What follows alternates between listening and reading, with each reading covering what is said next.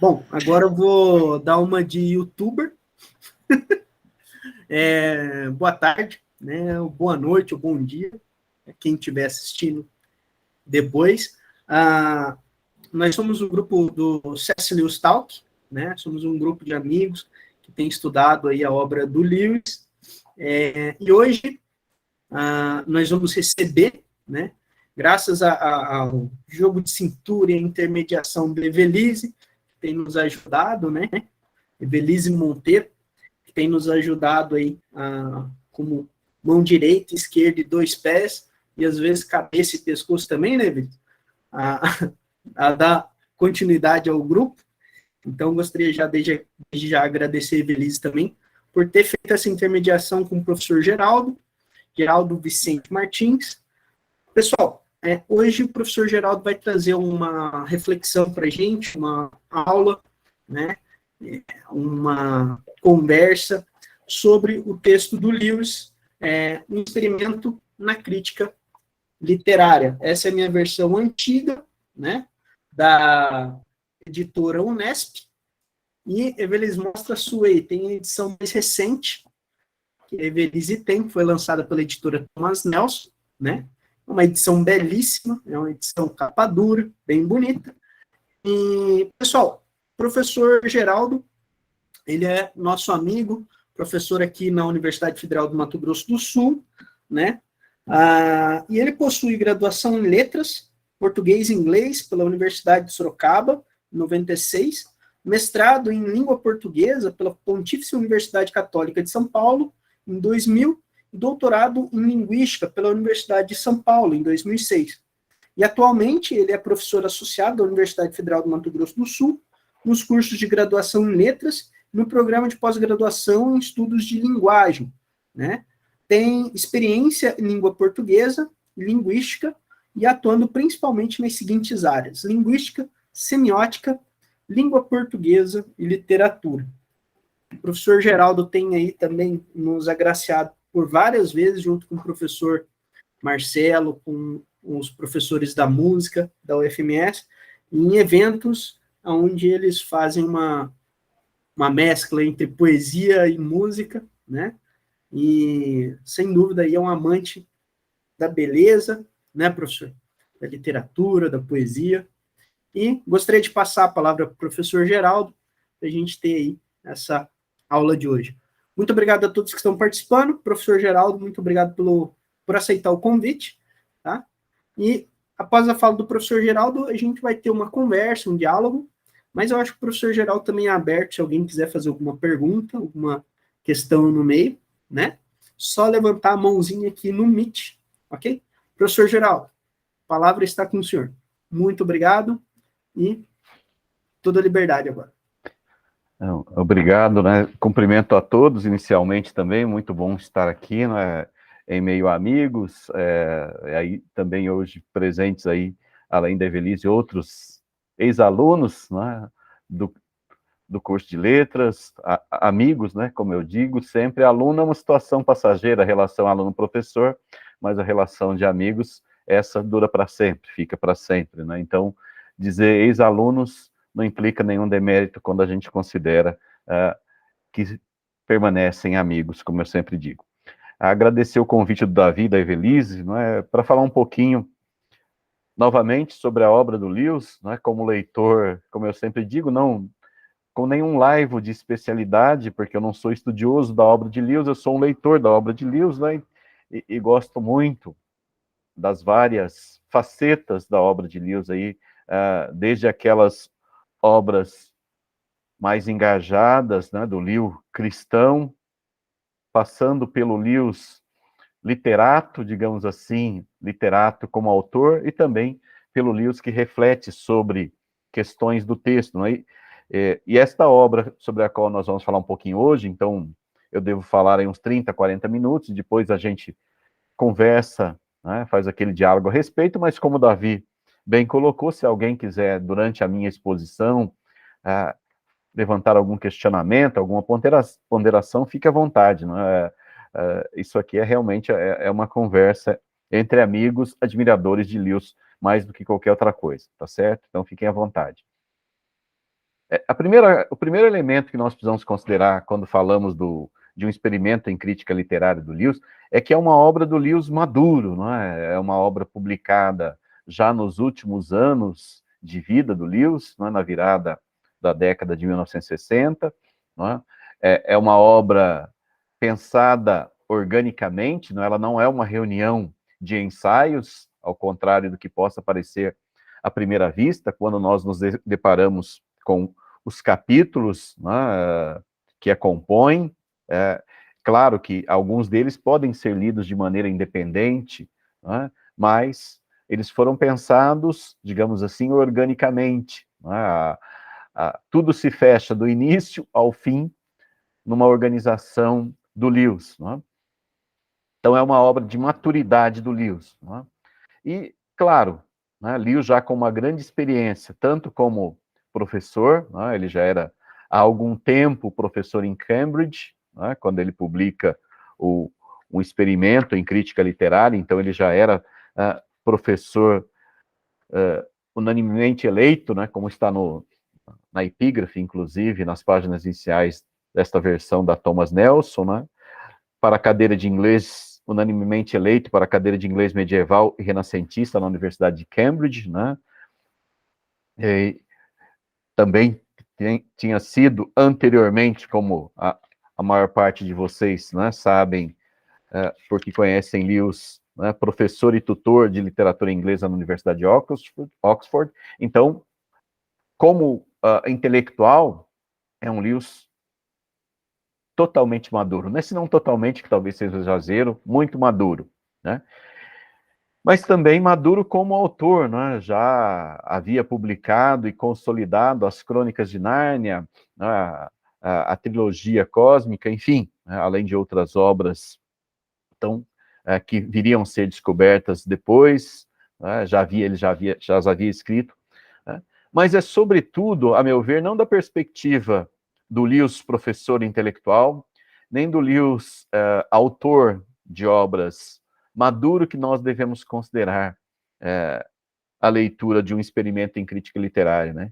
Para mim é sobretudo da perspectiva de um leitor mesmo, de Lewis, um grande leitor, né? Um grande leitor amadurecido, maduro, que nós devemos acompanhar as proposições que ele efetua ao longo das páginas dessa obra.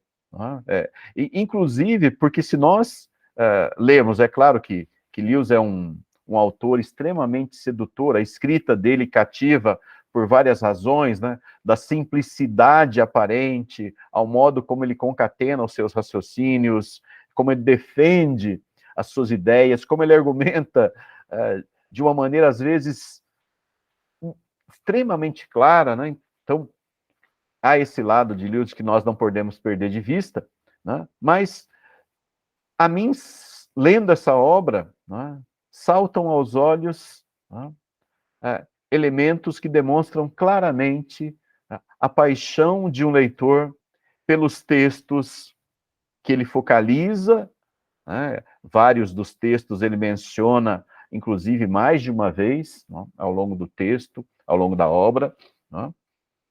Mas também de um leitor que, por conta dessa maturidade, né, é um leitor generoso, um leitor que não está preocupado. Aliás, ele vai fazer uma crítica a certa tradição crítica da crítica literária de caráter eminentemente avaliativo, né? Ele vai chamar a atenção para os perigos de uma crítica avaliativa que afasta, muitas vezes, no afã de avaliar, de mensurar o valor literário, pelo menos como premissa das obras que lê, acaba por afastar o leitor de obras as quais o leitor deveria ter contato, né, por ele mesmo. Né? Então, é essa perspectiva de um leitor maduro, generoso, né, por várias razões, né, generoso não apenas porque compartilha conosco, seus leitores, né, os leitores do livro, observações preciosas a respeito de leitura, de livros, né, e do conteúdo desses livros, mas também, né, porque o método que ele propõe, né, o que ele vai chamar de um experimento literário, em si revela também bastante generosidade, né? Quando no capítulo, no penúltimo capítulo do livro, em que ele esmiuça um pouquinho mais esse experimento proposto por ele, né? Mas também no epílogo que segue a esse capítulo, né? Ele evidencia esse caráter da generosidade inerente ao método que ele propõe, né? Então, são algumas das questões que cumpre a nós refletir aqui, né? E daí eu procurei elencar alguns eixos, né, seguindo o próprio Lewis e sintetizando a meu modo, né, alguns eixos que nos permitem situar a questão, né? Primeiro, uma breve síntese. Qual é o método que Lewis vai propor, né, o método de leitura e de relação, talvez seja mais adequado chamar assim, de relação com os livros, que Lewis vai propor, né? Ele vai propor que se desloque o eixo de consideração da leitura, que muitas vezes implica uma classificação dos livros e, por extensão dessa classificação dada aos livros, uma classificação daqueles que leem esses livros, né? Lewis considera que, tradicionalmente, seja esse o caminho seguido por uma certa crítica literária, não é? Ela separa bons e maus livros, não é? E depois, a partir dessa catalogação que ela faz de bons ou maus livros, consequentemente, ela diz que quem lê os bons livros, né, tem bom gosto, e quem lê os maus livros teria mau gosto, né? Lewis propõe que se mude essa perspectiva. Ele vai dizer, olha, né, por várias razões que ele vai evidenciar ao longo do livro, ele fala, olha, o experimento que eu quero propor é o seguinte, né, que nós consideremos a questão dos livros a partir do modo como os leitores os leem, né? Assim, ao final, se nós tivermos de chegar a uma classificação, né, diremos que maus livros, se for o caso, né, vamos dizer assim, seriam aqueles que são lidos de determinado modo por seus leitores. E bons livros, né, são aqueles que são lidos de outro modo também pelo seu grupo de leitores. Então, essa é a grande proposição que ele faz, não é? E daí, a partir dessa proposição que ele retomará mais à frente do livro, né, ele começa a afastar algumas simplificações perigosas, não é? Ele fala, olha, né, algo que nós podemos estabelecer de consenso é que aquilo que Lewis chama de literatos, né, seria um grupo menor, né, enquanto os não literatos seriam um grupo muito maior, né? Por isso ele começa se referindo aos muitos e aos poucos. Os poucos seriam os literatos, aqueles que leem de determinado modo, né? E os muitos seriam os não literatos. E ele vai tomando cuidado com relação a esse ponto, porque, como eu disse, ele quer afastar certas simplificações perigosas. Quer dizer, olha, não entendam, como muitas vezes acontece, inclusive com estudiosos da leitura, professores da área de literatura, né, não façam qualquer simplificação apressada, pensando que os não literatos estariam necessariamente vinculados com aqueles que têm pouca instrução intelectual ou pouco hábito de determinada natureza, ou mesmo condições mais precárias de acesso à leitura. Não. Isso, e que os poucos, né, os literatos, estariam naqueles grupos mais instruídos intelectualmente, com mais condições de acesso ao livro.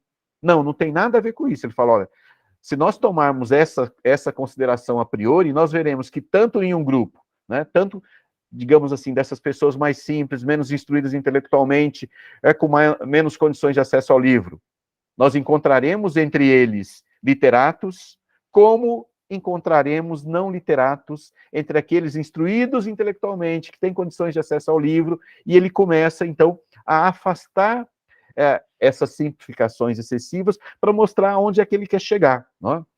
E o que ele quer chamar a atenção, na verdade, o que ele quer que entenda como literato, e eu estou simplificando bastante a questão, né, resumindo ao sumo da coisa, ele diz, quais são os literatos? Os literatos são aqueles que veem na leitura, claro, sobretudo a leitura literária, né, é a que ele focaliza no livro, né, uma oportunidade não apenas de conhecimento, né, mas, sobretudo, uma oportunidade de crescimento do ser, né, de desenvolvimento humano, afetivo, e por isso se dedicam à leitura de maneira interessada. Ou seja, para eles, um livro como um objeto que evoca uma natureza artística, uma arte literária, né, a exemplo de outras artes, um livro não deve ser usado, ou seja, um livro, uma leitura, ela não deve ser pretexto nessa perspectiva, né? Nessa perspectiva dos literatos, que o Lewis chamam, e não devemos confundir literato aí com os, como eu disse há pouco, com os intelectuais, com os estudiosos de literatura, por favor, né? Lewis deixa isso bem claro, né? É literato muito mais movido pela relação que se estabelece com o livro, pelo modo como ele lê o livro, né? Como eu disse há pouco, esse é um foco muito caro para Lewis. É isso que vai determinar o experimento, como eu disse, que ele vai propor mais à frente. Porque esses que tomam o livro como uma espécie de algo que permite a eles um objeto de caráter, podemos dizer, transcendente, que permite a eles não apenas conhecer, né, uma história, mas vivenciar uma história e, vivenciando-a, desenvolver-se como ser, intelectualmente, afetivamente, moralmente, etc. e tal, né?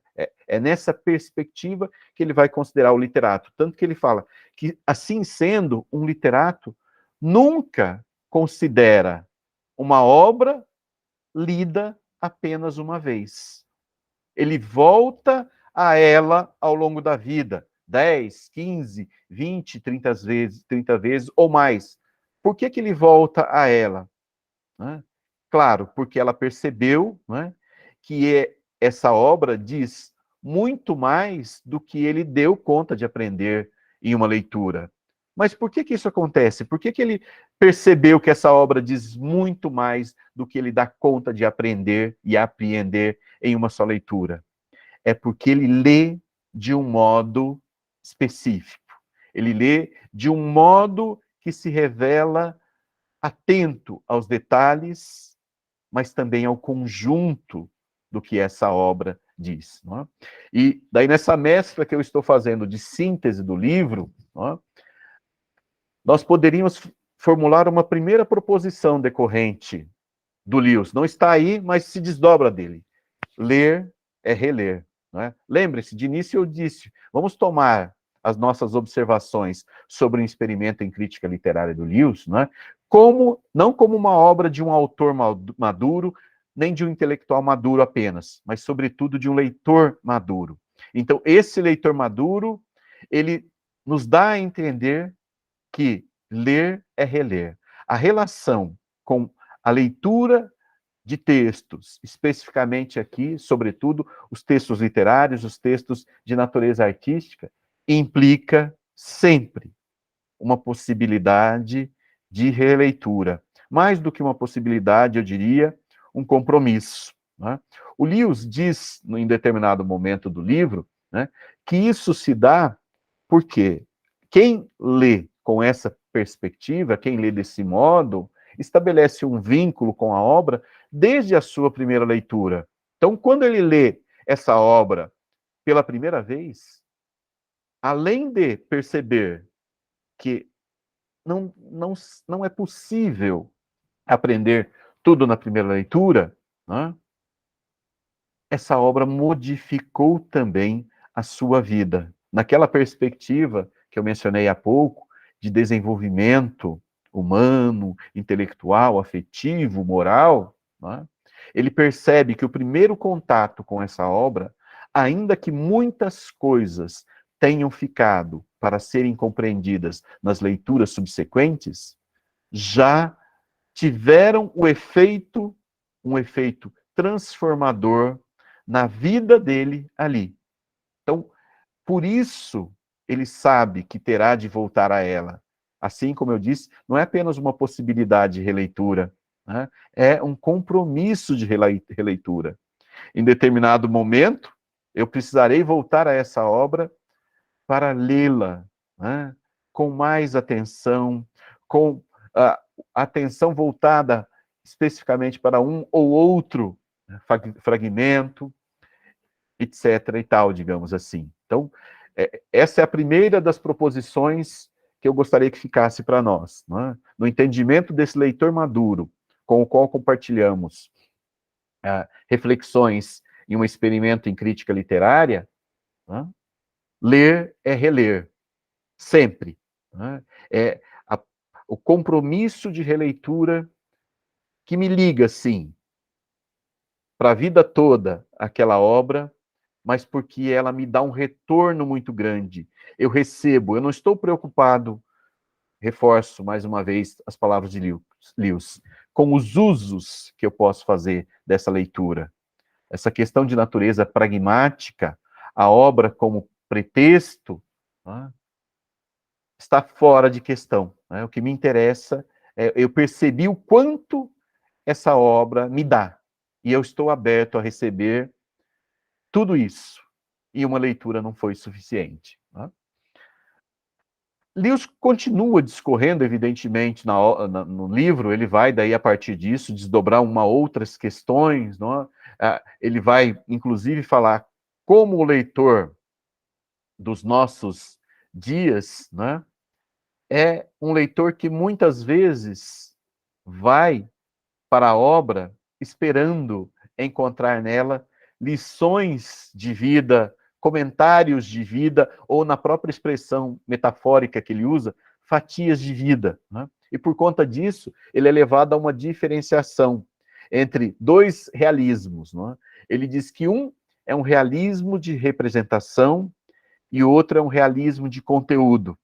Ele fala, muitos leitores, sobretudo os não literatos, estão muito mais interessados nesse realismo de conteúdo. Eles tomam a leitura por aquilo que ela permite a eles encontrar, disso que eu mencionei há pouco com a expressão lições de vida, comentários de vida ou fatias de vida, na expressão metafórica que usa o Lewis, né? Ele usa essa expressão várias vezes ao longo do livro.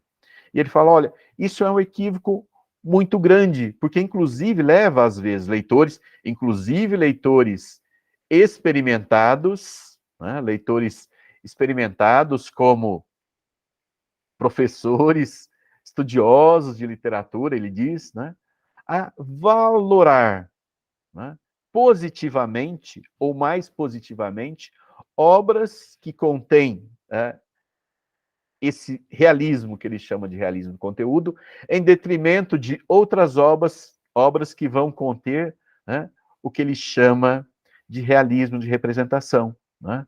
E o realismo de representação, né, ele não faz esse vínculo, mas pela própria natureza de outras discussões que ele faz nos demais capítulos do experimento em crítica literária, né, e pelos próprios exemplos que ele dá, nós diríamos que esse realismo de representação é aquele mais vinculado à imaginação, porque Lewis toma como muito caro, né, o valor da leitura que abre a imaginação, né? Ele diz, olha, não é porque nós não lemos, né, contos de fada, né?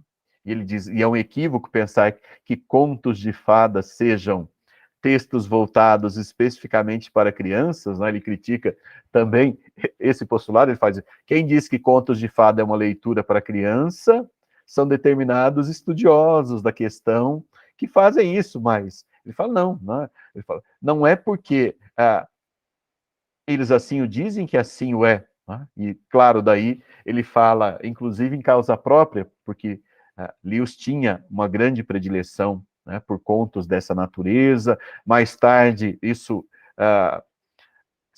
espaço seria ocupado no gosto que ele tinha por obras de ficção científica, né, mais de uma determinada ficção científica, bem clara, digamos, da perspectiva da obra de Lewis, né? Não aquela ficção científica que toma como mote, né, eventos científicos apenas para ali situar suas histórias, né? Ele até no livro ele fala, nesses casos, ele fala, olha, me incomoda muito quando eu leio uma obra de ficção científica, mas na qual eu percebo que, né, os eventos ali são, a ficção científica em si foi tomada como mote, porque os eventos ali poderiam, centrais da narrativa, poderiam acontecer sem que houvesse a menção às questões de ficção científica propriamente. Pois não, Davi?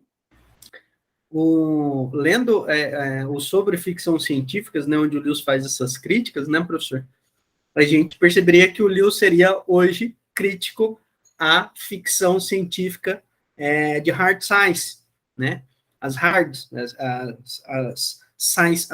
science fiction, né, mas talvez ele fosse alguém, por exemplo, que apreciaria filmes como A Chegada, né, cujo a discussão não é sobre, sei lá, a biologia ou a física por trás das naves espaciais, a biologia dos alienígenas, mas a questão existencial de uma pessoa que vivencia o passado, o presente e o futuro, né? E as questões colocadas diante dessa experienciação da vida sobre as decisões da sua vida.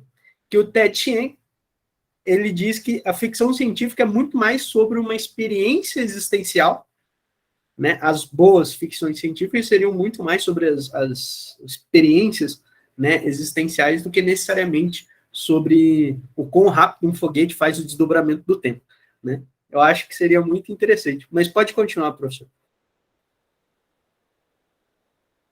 Então, o áudio estava mutado antes, não estava?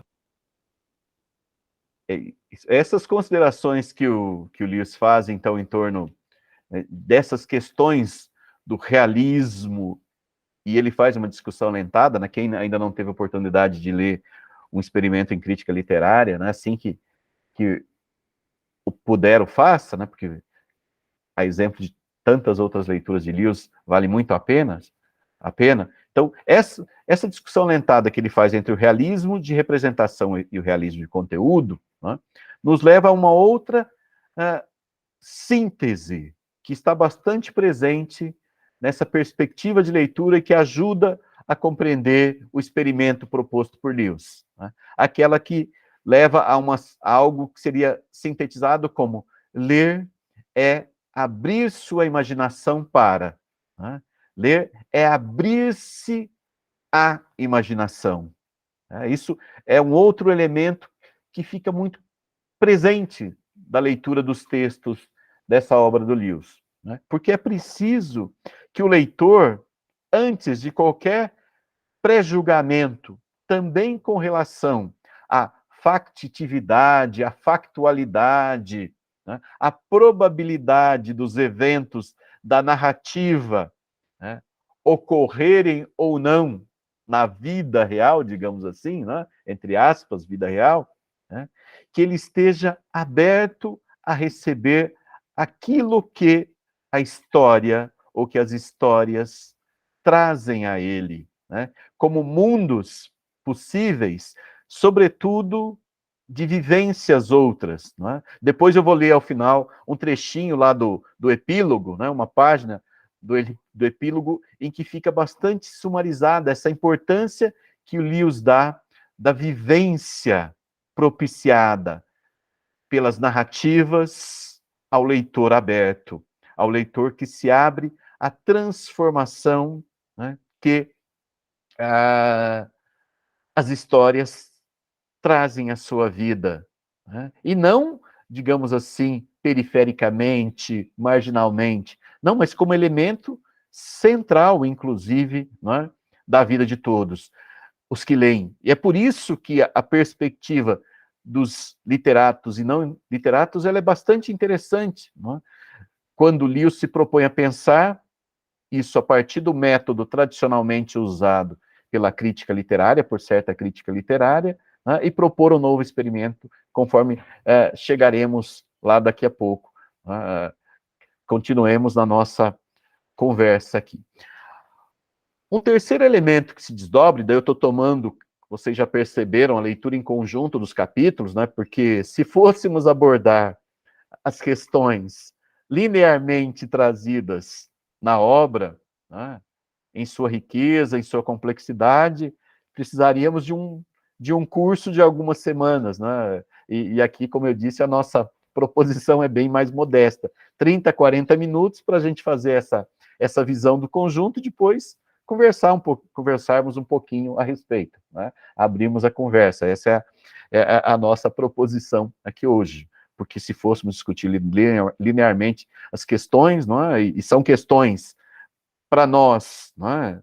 Tem um interesse especial, nós, digo, da área de letras, porque elas tocam em algo essencial, que é a leitura, como ler determinados tipos de textos, mas não como ler entendido como uma receita, muito pelo contrário, né? Como um método aberto, tomando essas duas considerações que eu já fiz, né? Ler é reler, né? É isso, Davi, muito tempo precisaríamos, né?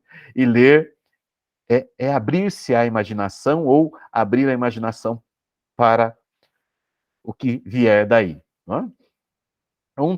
Um terceiro, então, conjunto de reflexões, né?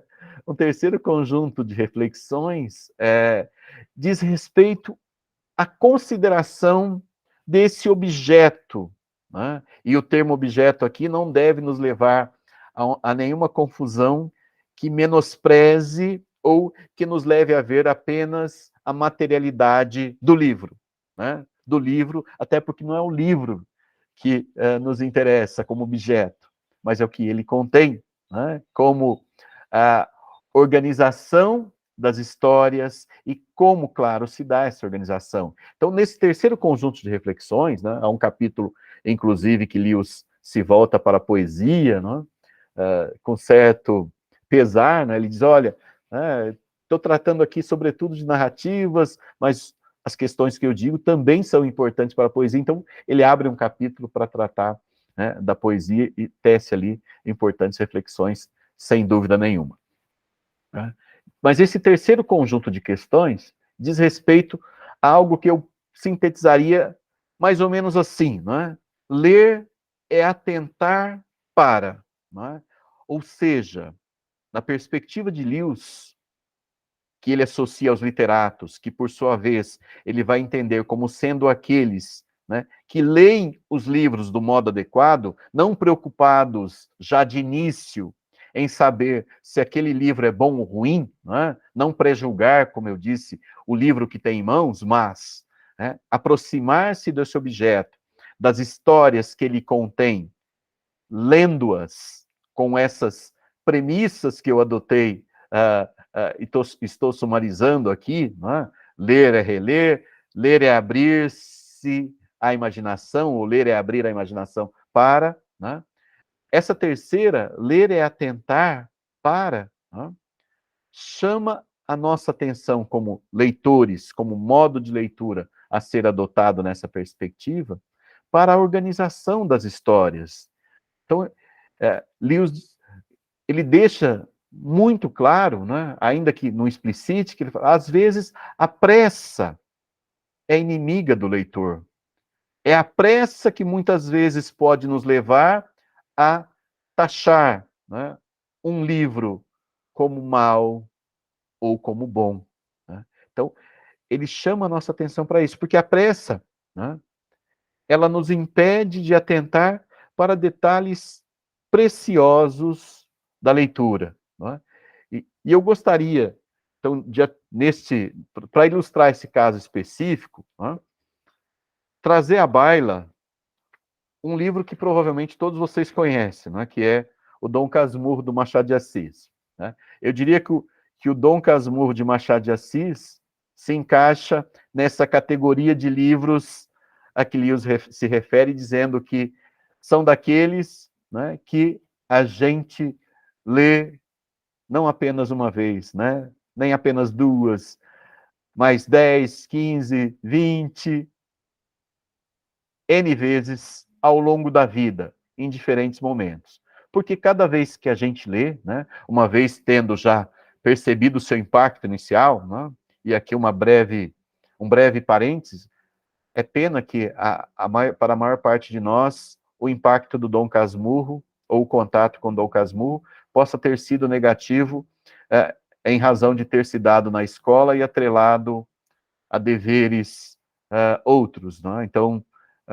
é o preço que certas obras de certas literaturas pagam, né? Serem exploradas nas escolas e, infelizmente, serem exploradas nem sempre do modo como deveriam.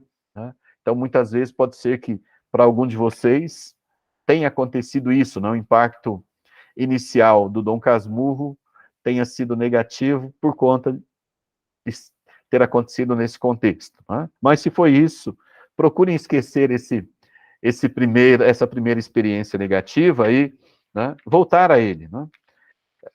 Então, eu dizia que, para mim, o Dom Casmurro é um desses livros. Nem sei quantas vezes eu já o li, já deve ter passado das 30, na verdade, ao longo da vida. Né? E daí eu queria ler com vocês um pouquinho, que é o capítulo, né, do capítulo 32. Né? O capítulo 32, que se chama, que tem como título, Óleos de Ressaca. Há 2 capítulos no livro que tem esse título, né, curiosamente. Esse é o primeiro deles. Né? O capítulo 32, portanto, Óleos de Ressaca, ele diz o seguinte, são duas páginas, então um pouquinho de paciência, aí eu vou ler o capítulo na íntegra e depois eu chamo a atenção de vocês para ilustrar essa questão do que eu sintetizei na leitura da obra do Lewis Como Ler é Atentar para um trecho específico dele. Né? Mas vamos ao capítulo. Tudo era matéria às curiosidades de Capitu. Caso houve, porém, no qual não sei se aprendeu ou ensinou, ou se fez ambas as coisas, como eu. É o que contarei no outro capítulo. Neste direi somente que, passados alguns dias do ajuste com o agregado, fui ver a minha amiga. Eram 10 horas da manhã. Dona Fortunata, que estava no quintal, nem esperou que eu perguntasse pela filha. Está na sala, penteando o cabelo, disse-me. Vá devagarzinho para lhe pregar um susto. Fui devagar, mas ou o pé ou o espelho traiu-me. Este pode ser que não fosse. Era um espelhinho de pataca. Perdoai a barateza. Comprado a um mascate italiano, moldura tosca, argolinha de latão, pendente da parede entre as 2 janelas. Se não foi ele, foi o pé. Um ou outro, a verdade é que, apenas entrei na sala, pente, cabelos, toda ela voou pelos ares, e só lhe ouvi esta pergunta. Há alguma coisa? Não há nada, respondi. Vim ver você antes que o padre Cabral chegue para a lição. Como passou a noite? Eu, bem. José Dias ainda não falou? Parece que não. Mas então quando fala?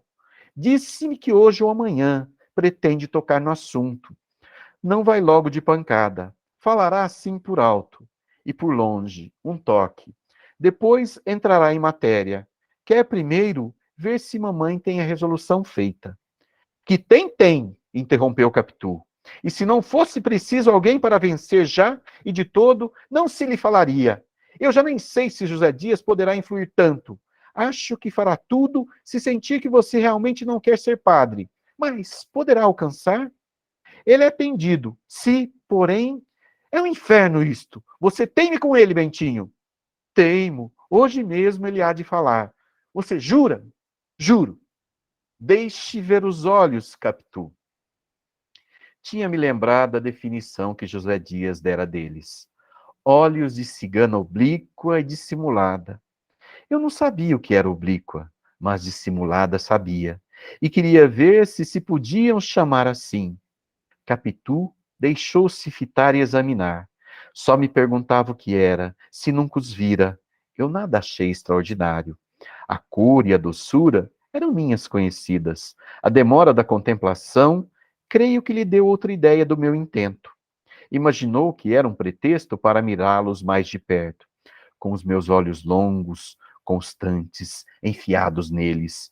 E a isto atribuo que entrassem a ficar crescidos e sombrios, com tal expressão que retórica dos namorados, dá-me uma comparação exata e poética para dizer o que foram aqueles olhos de Capitu.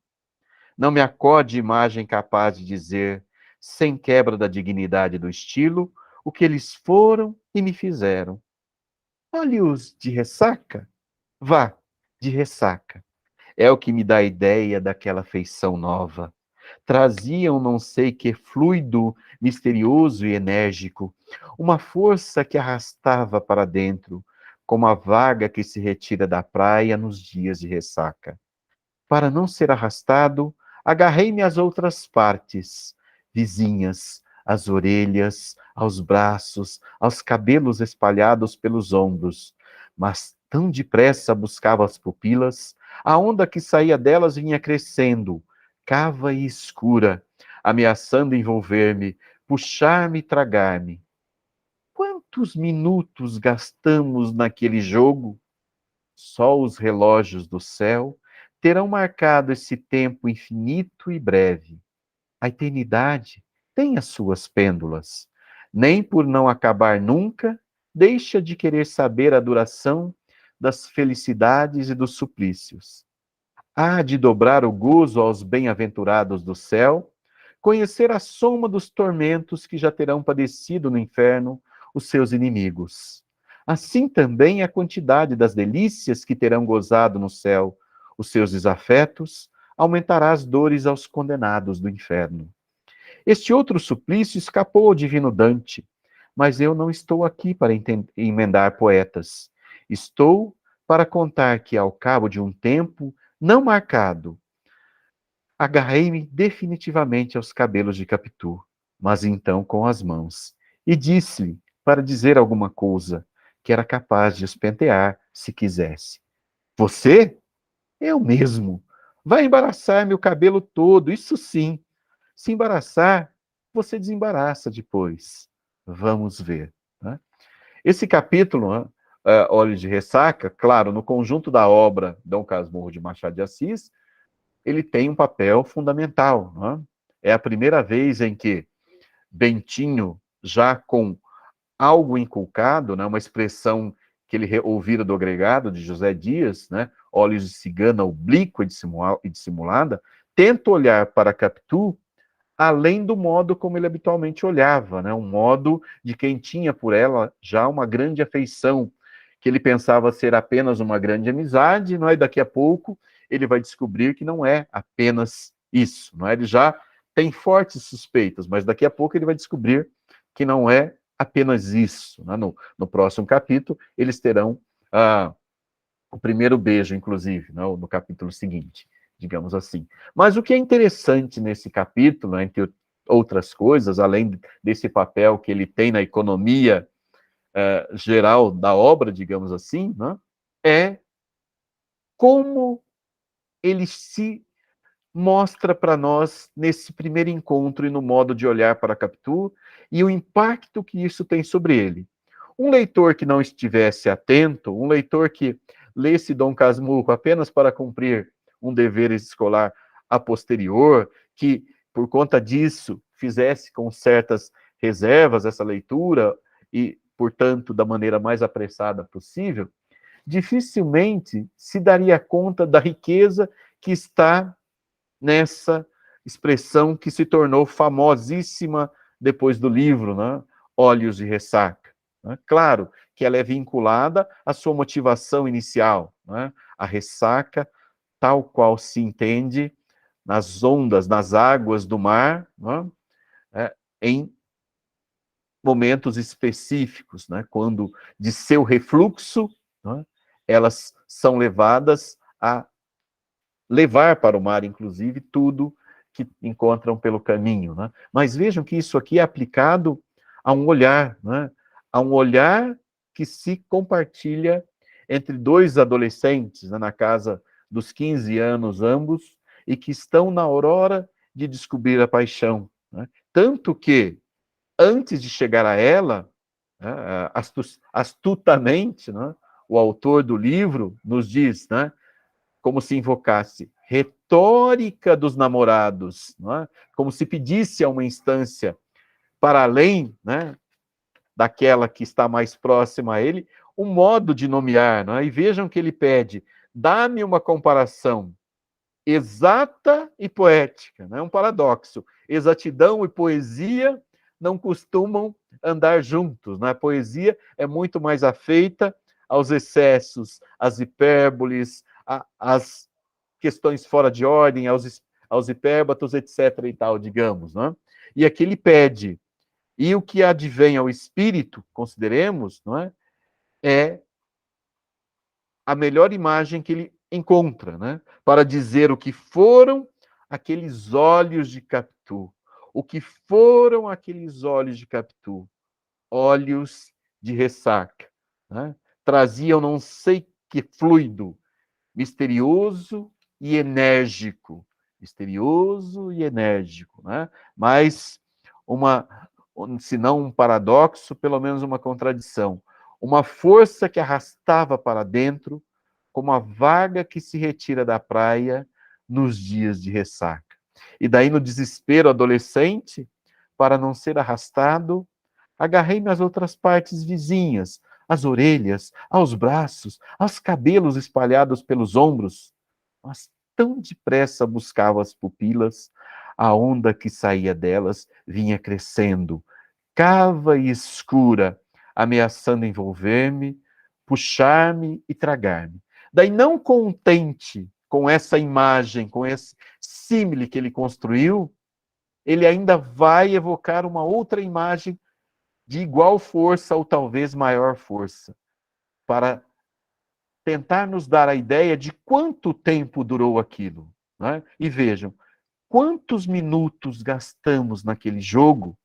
Só os relógios do céu terão marcado esse tempo infinito e breve, né? Subjetivamente, para os dois que estavam nele envolvidos, infinito. Cronologicamente, objetivamente, breve. Né?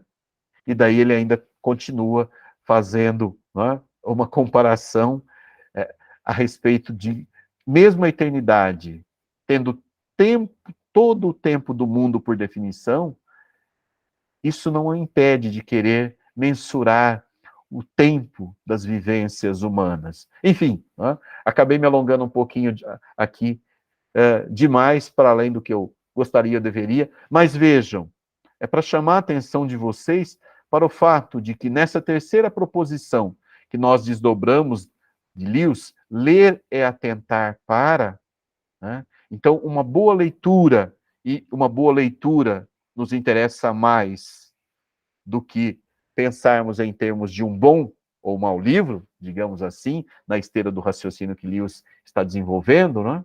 Uma boa leitura precisa de atenção. Né? Ler é atentar para. E daí, de posse desses elementos, não é? Que eu estou, enfatizo mais uma vez, sintetizando muito e pobremente, não é? A partir do livro do Lewis, em que isso está discorrido de uma maneira extraordinária, né? Que nos levaria, como eu disse aqui, a N, né? Conversas que demandariam muito mais tempo, é certo? Né? De posse dessas questões que eu sintetizei nessas três aspas fórmulas, né? Ler é reler, ler é abrir-se à imaginação, ou ler é abrir a imaginação para, e ler é atentar, né? Quando o Lewis, ao final, chega e propõe, então, um método, né? Ele deixa bastante claro que o método que ele propõe, o experimento, que ele assim o chama, concentra-se no modo como os leitores leem, deve se concentrar no modo como os leitores leem, porque isso dirá muito mais, né? Não apenas dos que leem, mas também do que eles leem, de modo que isso afastará qualquer pré-julgamento, que por sua vez nos afaste de leitura que deveríamos fazer, e por conta desse pré-julgamento acabaremos não fazendo, né? Perdendo muito com isso, né? Mas também, generosamente, como eu dizia no início, diminuirá consideravelmente o número daqueles que são considerados maus livros, Por quê? Aqueles livros que, a priori, pré-julgados, poderiam ser considerados maus. Se nós encontrarmos leitores que o leiam desse modo que nós estamos acompanhando, construído por Lewis, não é? E que extraiam desses livros elementos como esses que ele identificou e dos quais eu sintetizei alguns para vocês aqui, né? Ficaria muito mais difícil, portanto, pensarmos simplesmente em termos de um mau livro. Não é? Então vejam como, no fim das contas, como eu dizia lá no início, o experimento proposto por Lewis é generoso também nesse aspecto, porque ele acaba valorizando mais os livros do que muita crítica que se arroga, né? Perdão, este nome, né? Querendo nos levar a crer que estudaram adequadamente, trataram adequadamente os livros que eles, ao final, classificam como maus, mas, na verdade, não fizeram isso. Partiram de pré-julgamentos. Né? E com isso teríamos um ganho, entre vários, né? Mais um, eu diria, mais um ganho considerável, né? Que é o de abrirmos o leque das leituras que estão ao nosso alcance, das leituras às quais nós voltaremos. Não é? E daí, para fechar essa questão, né, eu queria convidar vocês a ouvir agora do livro do Lewis mesmo, não é? O Experimento em Crítica Literária, né? Uma consideração, né, que está no epílogo do livro. Né? São 3 ou 4 parágrafos apenas. Diz Lewis: a classificação leitura com rigor literário, oposta à leitura científica ou informativa, aponta para o fato de que não precisamos aprovar o logos ou acreditar nele. Muitos de nós não acreditamos que o universo de Dante é como o universo real. Muitos de nós, na vida real, consideraríamos a emoção expressa na aparição de Donne como sendo boba e degradada, ou até mesmo, o que é pior, desinteressante.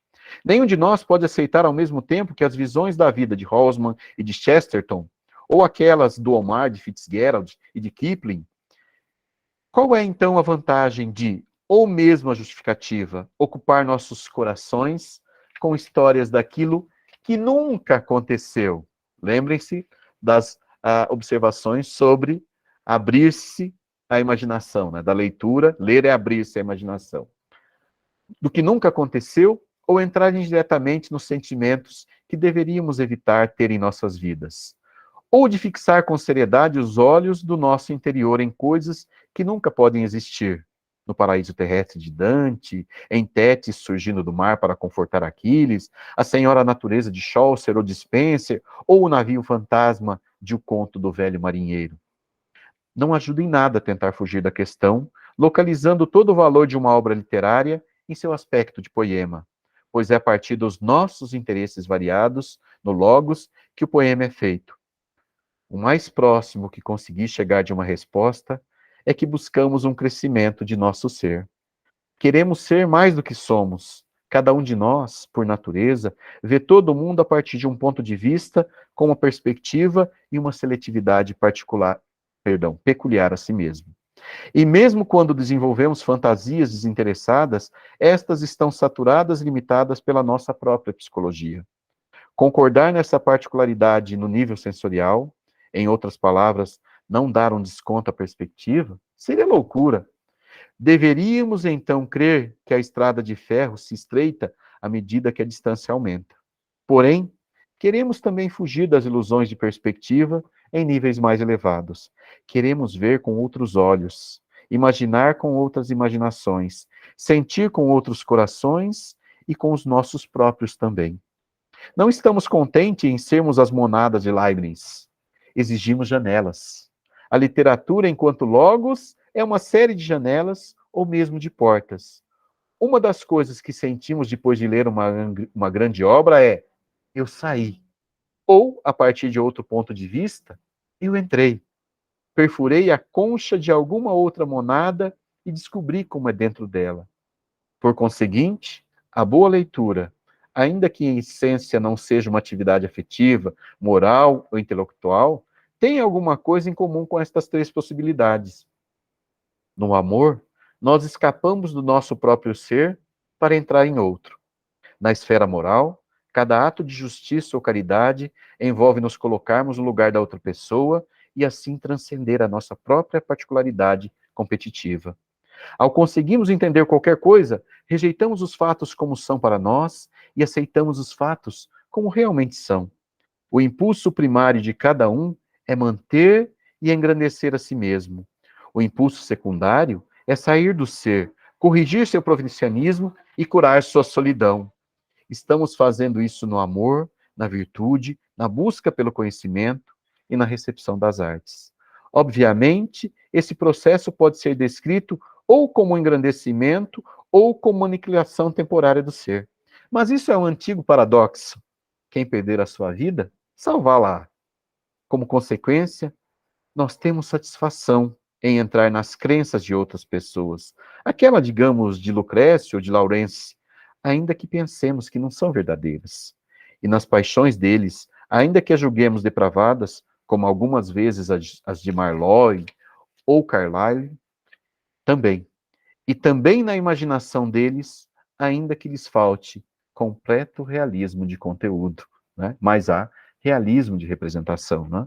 Enfim, eu continuaria a ler aqui com vocês os parágrafos seguintes do epílogo, que é belíssimo, sobretudo quando você chega a ele depois de ter lido os 11 capítulos precedentes, né, breves capítulos, né, mas ele é extraordinário por si só, como eu disse, né, embora a obra tenha sido pensada em conjunto por Lewis, né, justamente porque é uma grande obra, ela se sustenta também nas suas partes, assim como ela se sustenta entre as partes na relação com o todo, né? É como a gente gosta de lembrar, às vezes, né? A historinha do velho jardineiro japonês, né? Como ele não podia reconstruir o seu jardim toda manhã para deixá-lo mais belo como ele gostaria. Cada manhã ele ia lá e mudava um vasinho de lugar, e mudando aquele vasinho de lugar, porque era parte do todo, o todo, por extensão, também era mudado, né? Então, isso vale aqui também para a obra de Lewis, não é, que chama a nossa atenção para tantas questões interessantes a respeito da leitura, né? E, sobretudo, chama a nossa atenção para isso, né? Que antes de nos preocuparmos, né, simplesmente em dizer se um livro é bom ou mal, nos preocupemos também em entender como nós o lemos, né? Porque a resposta, muitas vezes, né, pode estar aí, não no livro em si, mas em nós, no modo como nós o lemos, né? É isso, acabei me estendendo um pouquinho mais do que eu tinha previsto aqui, mas agora a gente fica à disposição para conversar aqui a partir dos pontos que vocês quiserem. Professor, mais uma vez, muito obrigado. Foi incrível a exposição que o senhor fez. Acho que uma das graças, pelo menos assim, uma das coisas que eu mais gosto no nosso grupo é que quando trazemos pessoas, né, para falar, nós lemos novamente o texto a partir dos olhos de outras pessoas, que é o que está no final do epílogo do Lewis, né, do Experimento em Crítica Literária. Se o senhor me permitir, eu gostaria muito de ler o último parágrafo, que eu acho que é contundente, assim, é belo. Ele diz, né, a experiência literária cura a ferida da individualidade sem arruinar seu privilégio. Há emoções de massa que também curam a ferida, mas destroem o privilégio. Nelas, nossos seres isolados fundem-se entre si e afundamos de volta a subindividualidade. Mas lendo a grande literatura, torno-me 1000 homens e ainda permaneço eu mesmo.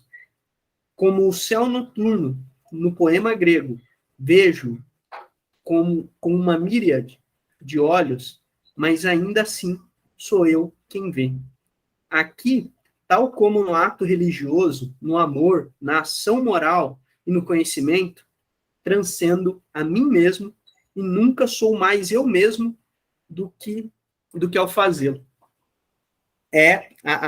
A leitura transforma, né? A leitura, pela nossa imersão imaginativa, tem um potencial de transformação. Isso é belo. Lewis é certeiro e é esteticamente bonito.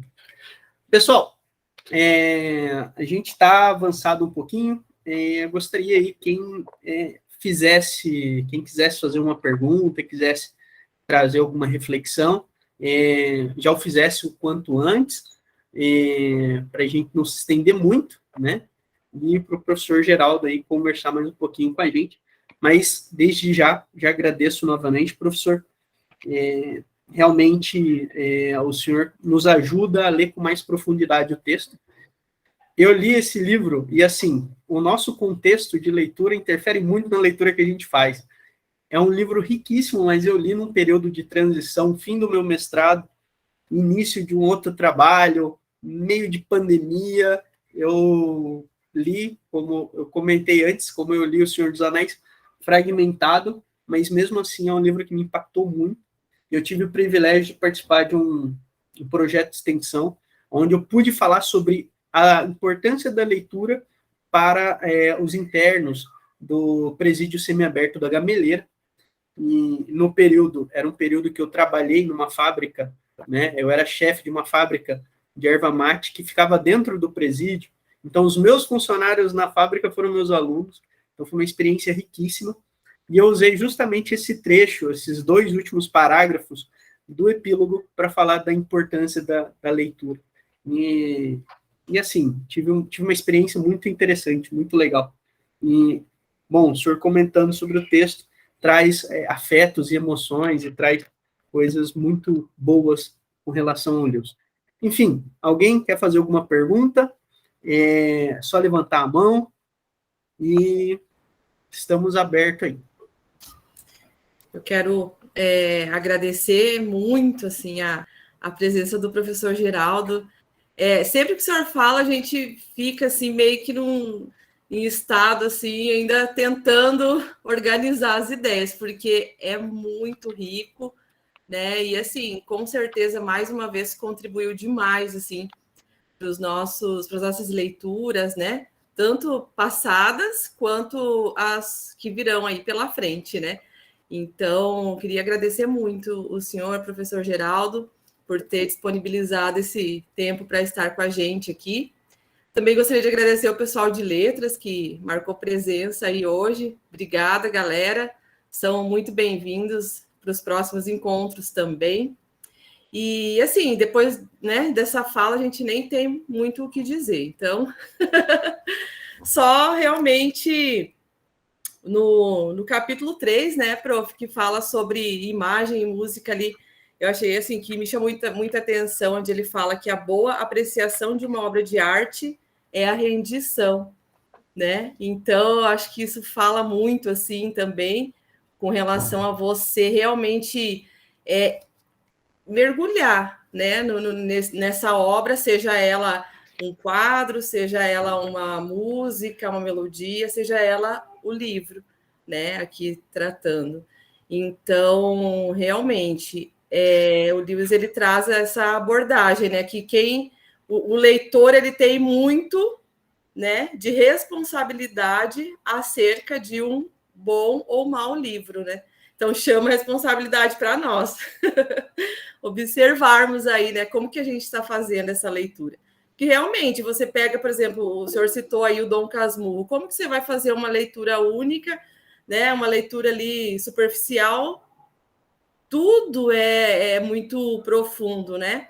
Então a gente pega, até citei os sofrimentos do jovem Werther.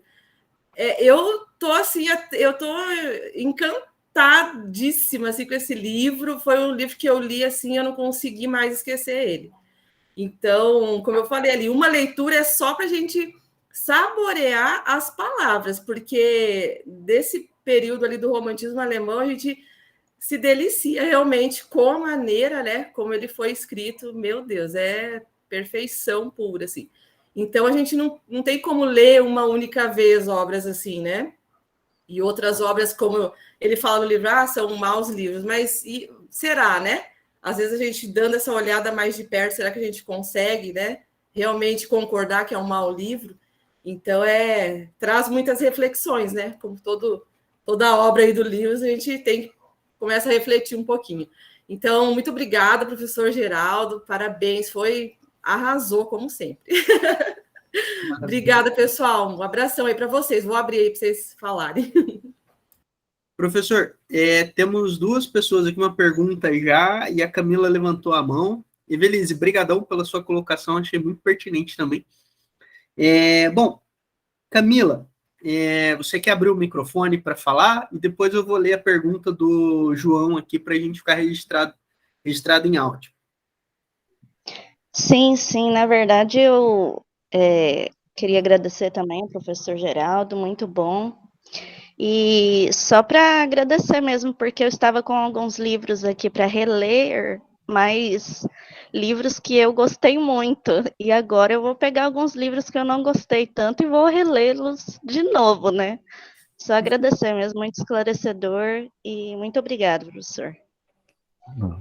Professor, o João tem uma pergunta. Obrigadão, Camila. Eu esqueci de agradecer a Camila. Professor, o João tem uma pergunta muito interessante. Professor, sobre o modo de ler, podemos falar sobre o estado emocional no momento da leitura? E se o senhor quiser comentar sobre a questão da Camila de reler os livros que ela não gostou tanto, dando uma segunda chance, acho que junta bastante aí. Certo. Bom, eu também agradeço aí a generosidade de vocês, né, das palavras gentis aí do Davi, dos colegas, né, dos amigos colocaram aqui no chat, da Evelise, da Camila também. Na verdade, também aqui é um duplo caminho, viu? Isso ecoa em vocês porque vocês estavam abertos a ouvir aquilo que eu falei. Então, o mérito daquilo que eu falei certamente não é apenas meu, né? Tem muito de vocês aí também nessa abertura para ouvir, né? Bom, rapidamente, com relação ao que a Camila falou, de fato, algumas obras, acho que todos nós temos experiências assim, não é? De livros que achamos que não deveríamos fazer uma releitura deles, e até porque muitas vezes colocamos outros mesmos por várias questões, e daí talvez já vincule um pouquinho com a questão do João, né, livros que no momento em que nós lemos, porque emocionalmente, sim, João, podemos falar emocionalmente, sim, naquele momento em que lemos determinados livros, eles calaram mais alto em nós, né, encontraram em nós uma resposta que talvez não encontrariam em outros momentos em que estaríamos em outras condições emocionais, se os lêssemos, certamente eles passam a ocupar também um lugar importante em nossas vidas. Então, eu acredito que se complemente, né, tanto a ponderação da Camila quanto o questionamento do João também nesse sentido, né? Há livros que, de fato, quando os fechamos, acreditamos que não vamos voltar a lê-los. Entretanto, né, à medida que o tempo passa, por várias razões, né, às vezes você ouve alguém que leu aquele livro, mesmo livro, dizendo, nossa, mas esse livro... não, eu acho que eu não li, nós até dizemos, eu acho que eu não li o mesmo livro que ele leu. Não deve ter sido o mesmo livro. E daí, claro, né, você vai ao livro com uma outra disposição. E essa outra disposição certamente influirá no modo como você vai lê-lo, na sua abertura para receber, né? Então, isso é muito curioso. Por isso que é tão interessante compartilhar leitura, né? Nos nossos dias, nós vemos muitos grupos de leitura surgindo, né? Porque, de fato, é isso. O modo como lê, né, ecoando o que nós acabamos de ver no epílogo do Lewis, é totalmente dele. Eu leio totalmente do meu modo, do meu jeito de ser, a partir das minhas experiências, enfim, o meu modo de ver o mundo é único, é só meu, né? Cada um de nós tem o seu modo único de ver. Quando nós vamos ler, é certo que isso acontece. Muda um pouquinho quando nós somos influenciados na escola, pelas leituras da escola, muda porque daí a gente tem ali um direcionamento dado pelo professor, mas já também mediado pela opinião dos colegas, não é? Então, grupos de leitura, em geral, são muito bons também por isso, né? Porque muitas vezes eles nos ajudam a corrigir injustiças que havíamos cometido com outros livros. E às vezes, eu diria que, ao repararmos essa injustiça que havíamos cometido com alguns livros, o bem maior é sempre para nós, porque nós passamos a ter mais um livro na nossa lista que a gente vai desejar reler uma terceira, quarta, quinta vez, enfim.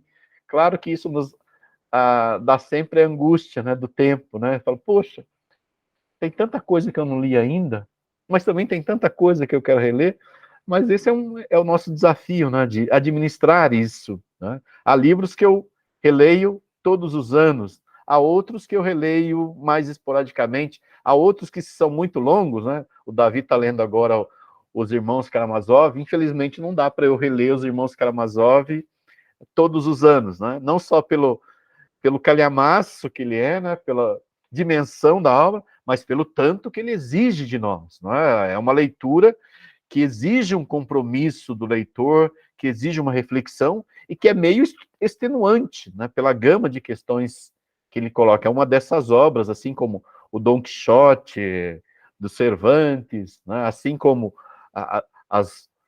os grandes dramas, né? As peças em geral, mas sobretudo os grandes dramas de Shakespeare, assim como a obra do Machado, etc., são obras extenuantes. Mas as peças do Shakespeare, os livros do Machado, 100, cento e poucas páginas, enfim, eu consigo me organizar para reler, né, uma vez no ano. E agora, Um Grande Sertão Veredas, do Guimarães Rosa, Irmãos Karamazov, não dá, embora eu adorasse poder fazer isso, pelo tanto, né, que essas obras abrem para nós, no sentido que Lewis acabou de colocar no epílogo, não é? Elas nos permitem ver o mundo, experimentar o mundo de um outro olhar, de um outro jeito, que somente assim é possível. Mas, curiosamente, como ele diz no último parágrafo do epílogo que o Davi leu, né? Como ele diz, olha, né, a tradução que a gente tem, Davi, essa tradução, eu não sei de quem que é essa tradução anterior aí, que você tem pela Unesp,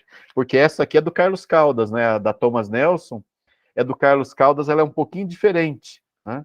Ela é um pouquinho diferente, tanto que esse último período, ele diz assim, na adoração, no amor, na ação moral e no conhecimento, eu transcendo a mim mesmo. E nunca sou mais eu mesmo do que quando faço isso, né? Então, esse é o paradoxo curioso, né? Eu vejo pelos olhos do outro. Então, eu transcendo a mim mesmo, né? Mas eu nunca sou mais eu mesmo do que quando faço isso. Que é muito profundo, é muito bonito, mas eu diria, sobretudo, que é muito verdadeiro. E é muito verdadeiro porque, aí eu insisto em algo que eu disse no começo, a gente lê essa obra não considerando o Lewis, grande autor literário, não o Lewis, grande intelectual, estudioso, conhecedor da literatura, mas o Lewis, grande leitor. E daí, quando a gente considera a leitura dessa obra, né, o Experimento em Crítica Literária, a partir dessa perspectiva, eu diria que a gente se irmana um pouquinho mais, a gente se sente ainda mais próximo do Lewis, né? Não que sejamos já grandes leitores como ele o foi, né? Mas eu acho que quando a gente se dispõe a ler de tal modo, essa distância daquilo que pode ser chamado um grande leitor para nós, leitores medianos ou pequenos, ela diminui consideravelmente, né? O que resta aí é essa experiência da leitura de um determinado modo que nos aproxima muito, né? Isso é bastante legal da gente pensar. Enfim, acabei me esticando demais, de novo. Exatamente. Professor, respondendo a pergunta sobre a tradução, é o João Luiz Secantini, né? E o professor Carlos Caldas esteve conosco no último mês encontro. Passado, né, Evelise? Na nossa última reunião, acho que mês passado a gente tirou umas férias. Foi em junho, né? Ele esteve isso, tá lá no canal a participação dele, pessoal. Está no canal, ele faz uma exposição de vários autores que influenciaram o Lewis. O professor Carlos Caldas tem traduzido aí várias obras, né, do Lewis, e tem sido uma referência também. na teologia e na literatura, né? Estudos de quadrinho, tem bastante material. Professor, pessoal, antes de eu falar, eu queria colocar aqui, se alguém tem mais alguma pergunta, porque eu tenho um monte. Eu tenho um bocado. Alguém quer fazer alguma pergunta para o professor Geraldo? Bom, professor, já que ninguém manifestou, eu me entendo na liberdade de poder colocar uma questão. É bastante interessante, professor, quando a gente olha para o Lewis e a formação dele, obviamente bastante atípica, se pegar, por exemplo, pessoas como nós, aqui muitas vezes, né, que viemos de uma formação, um momento sociocultural, econômico, um tanto distinto. O Lewis era de uma família rica, os pais eram leitores, né? Ele cresceu em meio a livros, e a gente, muitas vezes, como o senhor falando, uma palestra assistida do senhor sobre o Tintim, né? Que o senhor começou a ler o Tintim por alguns quadrinhos da casa de uma pessoa que sua mãe, acho que trabalhava, né? A nossa formação socioeconômica é distinta. Hoje, nós temos um adendo na nossa vida. Temos algo que distingue muito mais a gente daquele período do Lewis, que são as novas tecnologias, né? Redes sociais, smartphones, existe um impacto das novas tecnologias na leitura. E o Lewis, ele faz uma crítica e ele dá um conselho, não necessariamente nesse livro, agora eu não vou me recordar exatamente qual texto que é, que ele fala de um certo agorismo que a gente vive, né? Uma arrogância cronológica, pensando que a literatura atual é infinitamente melhor do que a literatura antiga, né? Professor, o senhor tem lidado com alunos que vêm dessa geração, acho que o senhor tem percebido esse movimento nos últimos 10, 15, 20 anos, aí, de sua experiência de sala de aula, e da nossa inserção nesse mundo digital, como que isso tem impactado a leitura? Essa experiência do Lewis de nos colocarmos como, não exatamente como críticos teóricos da literatura, mas ler a literatura como bons leitores, né? Um ato de nós nos melhorarmos enquanto leitores, né? Para poder ler bem os livros. Eu acho que é uma questão bastante interessante, que eu acho que essa relação de ler os livros em uma relação, muitas vezes, de posse, quando um leitor anota ideias, dialoga com o leitor, e aqui eu estou falando muito a partir do Mortimer Adler, inclusive eu estou com o texto dele aqui, o Como Ler Livros, do lado dos meus livros, e Como Educar a Sua Mente, da Susan Weisman, e também do Norton Fry, né? A Imaginação Bem Educada. Além deles, o Lewis, eu tenho tentado, né? Eles falam sobre esse tomar posse, anotar, e o Lewis deixa isso muito claro, viver a sua leitura, né? Que é justamente nesses aspectos afetivos, emocionais, nos momentos que nós estamos passando, às vezes estamos passando por um momento que não favorece a nossa leitura, às vezes queremos ler muito, entender muito um texto, mas o momento não permite por causa da bagunça da vida. Eu acho que uma principal distinção seria interessante a gente refletir sobre o impacto. Nós vivemos num contexto hoje muito distinto do que o Lewis viveu, né?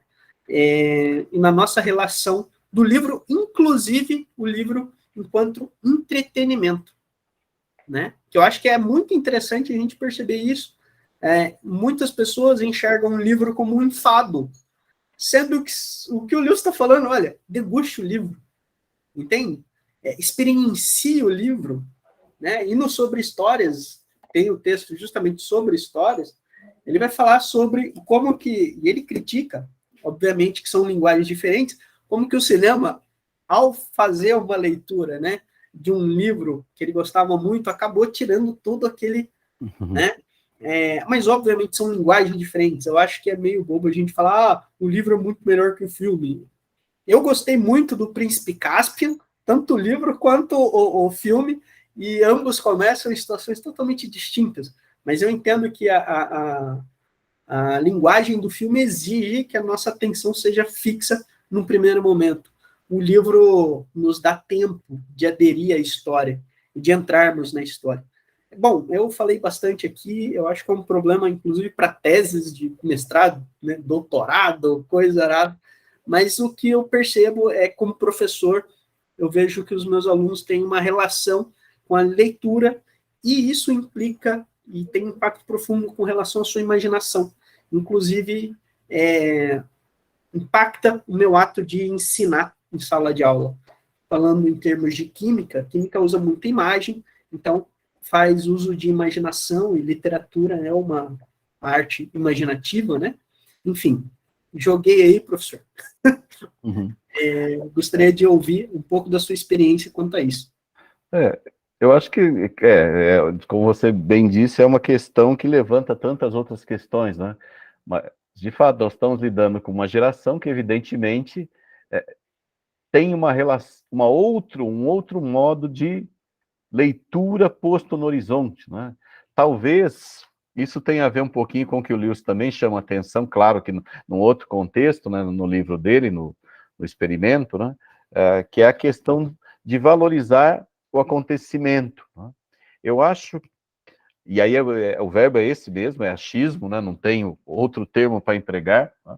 Eu acho que o modo como a tecnologia impacta a leitura da geração presente, mas não apenas dela, de um tempo para cá, né, induz os leitores dessa geração a terem um pouquinho mais de pressa, né, a quererem vivenciar acontecimentos em profusão, né? Como eu dizia, é o que o Lewis traz no experimento, quando ele critica esse aspecto de que há um determinado grupo de leitores que o que interessa para eles é o acontecimento. É claro, né? Se o que interessa para eles é o acontecimento, então, evidentemente, uma daquelas 3 premissas, digamos assim, que eu coloquei da síntese, ler é atentar para, né, que nós depreendemos da obra do Lewis, certamente será difícil de ser levado em conta por eles, né? Porque eles não estão interessados em atentar para, né? Eles não, o quesito, digamos assim, num rápido trocadilho, né? Eles não estão interessados em atenção, né? Eles estão interessados em intenção, em uma atenção constante que seja motivado por um acontecimento que sucede a outro, né? Então, esse pode ser um ponto. Mas, por outro lado, né, para quem tenta sempre ver, não apenas, como se diz por aí, o copo meio vazio, né, para quem tem de tentar ver também o copo meio cheio, eu acredito que esse seja um estímulo para que eles se voltem para determinados tipos de narrativas, para determinados tipos de leituras, né? E, então, não é que serão necessariamente, digamos assim, ou, consequentemente, sempre leitores apressados, ou, mais ainda, maus leitores. Não, né? Eu acho que para determinados livros, eles terão um modo de ler que seja mais adequado àquele livro, não é? Talvez o que aconteça, Davi, e volto a dizer mais uma vez que é só achismo, nada mais do que isso, né? Não estudei a questão assim para dar uma resposta, certo?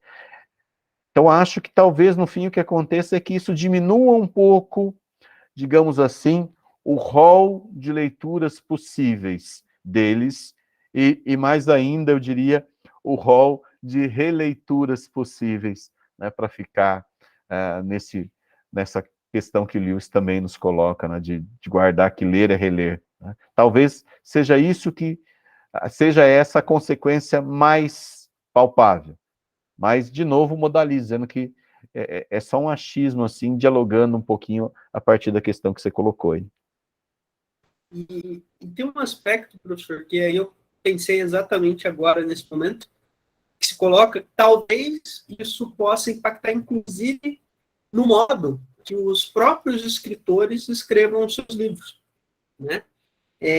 Livros com interfaces, né, midiáticas, ou com textos outros. Eu acho que, por exemplo, as séries, para a geração atual, a gente comentou no início sobre Sandman, né?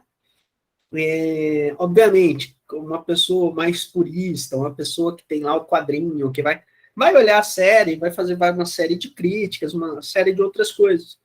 Mas isso aconteceu, por exemplo, com o Gambito da Rainha, né? Quantas pessoas se interessaram por xadrez, ou hoje, conversando com meus amigos no laboratório, quantas pessoas eu tive contato, por exemplo, que foram pesquisar o valor da obra, como eu comentei, para poder comprar a obra, para ler, que leva, né?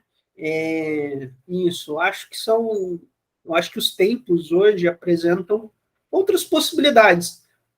Tem coisas que, por exemplo, a pouca leitura dificulta a nossa imaginação, né?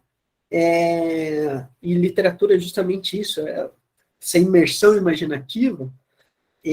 Imaginação nós usamos em basicamente todos os ambientes da nossa vida, né? Eu venho das ciências naturais e uma das coisas que me enchem a cabeça, inclusive eu tenho um livro aqui, a imaginação científica, né? Imaginação, criatividade, intuição são fundamentais dentro de uma epistemologia científica, né? E o Lewis, inclusive, eu estou me aproximando dele justamente nesse direcionamento para entender a visão dele de imaginação, a literatura. Esse livro é fantástico. Então, acho que coloca, inclusive, uma questão para os escritores de pensar em outros modos, né? Em outras maneiras de representar, em outras formas de narrativa, né? Uma experiência muito interessante que eu tive, por exemplo, lendo A História de Toda a Minha Vida, do Ted Chiang, né, que eu estou ainda lendo, comecei a ler por causa do filme, inclusive, né, A Chegada, e é muito interessante o modo como ele escreve e ele representa aquilo que na cinematografia talvez seja algo muito mais fácil de se fazer do que na literatura, que é representar a experiência do presente, mas o passado e o futuro se entremeando, né? Como que se faz isso? Bom, eu acho que ele faz muito bem, talvez, né? Eu sou um grande, como o senhor falou, né? Eu sou um leitor um tanto pequeno, mas é interessante como que ele representa, como que seria essa questão, né?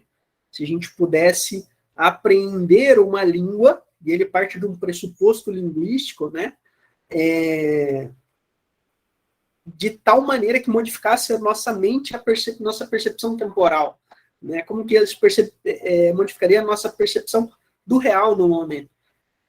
É uma coisa que, poxa, ele conseguiu inovar, inclusive isso se tornou um filme que ganhou um Oscar, né? Então são questões que acabam se colocando como desafios, inclusive, para os escritores, né? Pessoal, professor, eu não sei se tem mais alguém querendo fazer alguma pergunta. A gente já avançou um pouquinho na hora, mas de qualquer maneira, se alguém quiser, fale-se agora ou cale-se para sempre. Pessoal, gostaria de agradecer a todos que participaram. Professor Geraldo, mais uma vez, muito obrigado. Aprofundou muito a nossa leitura, né? E o C.S. Lewis Talk, as nossas reuniões têm sido momentos de aprender com outras pessoas e ler os textos a partir do olhar de outras pessoas, né? É muito importante, né? Professor, algumas palavras finais? Não só agradecer mais uma vez o convite, né, para estar aqui com vocês. Acabo que eu acompanho os trabalhos do grupo mais à distância, né, porque, claro, né, nessa vida louca da gente, domingo acaba sendo um dia complicado para participar das atividades, né, mas é sempre uma alegria quando, né, posso vir aqui conversar com vocês e encontrá-los e falar um pouquinho, né, como eu sempre digo, da minha perspectiva de leitor de Lewis também, né, e que tem grande interesse pela obra desse autor, desse intelectual, né, mas também, como nós vimos hoje, desse leitor, né, desse leitor extraordinário também, que foi C.S. Lewis, né. Então, agradeço uma vez mais o convite e valeu muito a pena estar aqui com vocês hoje. Obrigado. Obrigado, professor. E agora é a gente ler o Lewis, né? Agora é lê-lo e conhecê-lo. Reler e reler. Exato. Evelise, alguma palavrinha? Não, só, já falei anteriormente, né? Só agradecer mesmo pelo professor, né? Pela disposição e pelo pessoal que participou com a gente hoje. Perfeito. Pessoal, mais uma vez, muito obrigado. Muito obrigado, professor Geraldo. Vou finalizar a nossa gravação, né? E já estaremos liberados.